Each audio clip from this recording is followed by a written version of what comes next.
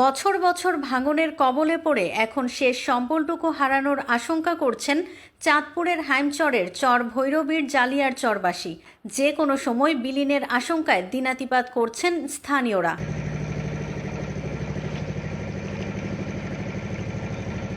চাঁদপুরের হাইমচরের শেষ সীমানা জালিয়ার চর, এরপরে লক্ষ্মীপুর জেলার সীমানা শুরু। দু জেলার সীমানা একত্রিত থাকায় স্থানটির বাঁধ কার্যক্রম ব্যাহত হচ্ছে, যার কারণে বর্ষা আসলেই মেঘনা নদীর পানির স্রোতের তীব্র ভাঙনে ভিটেমাটি হারানোর শঙ্কায় থাকেন এলাকাবাসী। তাই দ্রুত স্থায়ী বাঁধসহ জালিয়ার চরকে রক্ষায় সংশ্লিষ্ট মহলের প্রতি আহ্বান জানিয়েছেন ভুক্তভোগী এলাকাবাসী। এই জায়গাটা চাঁদপুর জেলার সর্বদক্ষিণে হাইমচর উপজেলার ৬ নং চরভৈরবী ইউনিয়নের ৯ নং ওয়ার্ডের একদম নোয়াখালীর লক্ষ্মীপুরের বর্ডারের কাছে।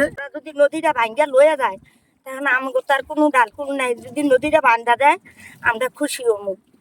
আমাদের এই অত্র এলাকাটা দীর্ঘদিন ধরে আপনার বাবুর চর যেই চরটা ছিল ওই চরের থেকে আমাদের এই লোকগুলি পরপর ২-৩ দিন ভাঙ্গা দেওয়ার পর আমরা এই জায়গায় অবস্থান করছি।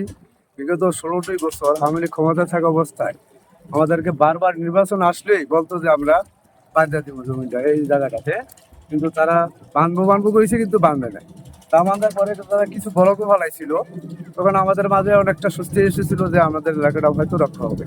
তো ভাগ্যের কি নির্মম পরিহাস, সরকার পতন হওয়ার পরে তার আগেই তারা কিন্তু বলকগুলি উঠাই নিয়ে গেছে। ঝুঁকিপূর্ণ মেঘনা নদী তীরবর্তী ভাঙন কবলিত স্থান রক্ষায় ওপর মহলের সঙ্গে আলোচনা চলছে।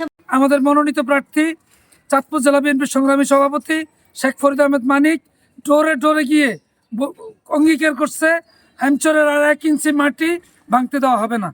সেই অঙ্গীকার রক্ষা করতেই তিনি ত্রয়োদশ জাতীয় সংসদের প্রথম অধিবেশনেই তিনি সংসদে বক্তব্য রেখে হাইমচরকে নদী ভাঙ্গন থেকে রক্ষার দাবি জানিয়েছেন। ইতিমধ্যেই তিনি অফিসিয়াল কিছু টেবিল ওয়ার্ক করেছেন।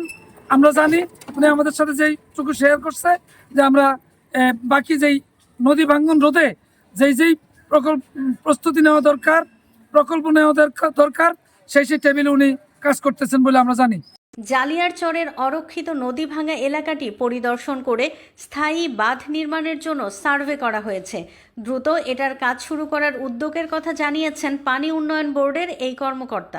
চর এলাকাটা আমি ইতিমধ্যে পরিদর্শন করেছি। ওখানে নদীর পাড়ে আমাদের চাঁদপুর অংশে অল্প কিছু অংশ বাকি রয়েছে। যেহেতু এটা একটা মেঘনার পাড়, এখানে আপনার যে কোনো একটা স্থায়ী প্রকল্পের সাথে ওটা অন্তর্ভুক্ত করে ওই অংশটা কাজ বাস্তবায়ন করতে হবে। তো এটা আমরা প্রতিনিয়ত নজরদারিতে রাখতেছি। যদি প্রয়োজন হয় ইমার্জেন্সি জিও ব্যাগের মাধ্যমে ভাঙন প্রতিরোধের চেষ্টা করব। পাশাপাশি আমরা যে কোনো একটি প্রকল্প গ্রহণের মাধ্যমে এই জায়গার স্থায়ী ভাঙন রোধে প্রয়োজনীয় ব্যবস্থা গ্রহণ করব। চাঁদপুরের হাইমচরে মেঘনা তীরবর্তী এলাকায় এখন পর্যন্ত ২৩ কিলোমিটার স্থায়ী বাঁধ নির্মাণ করা হয়েছে।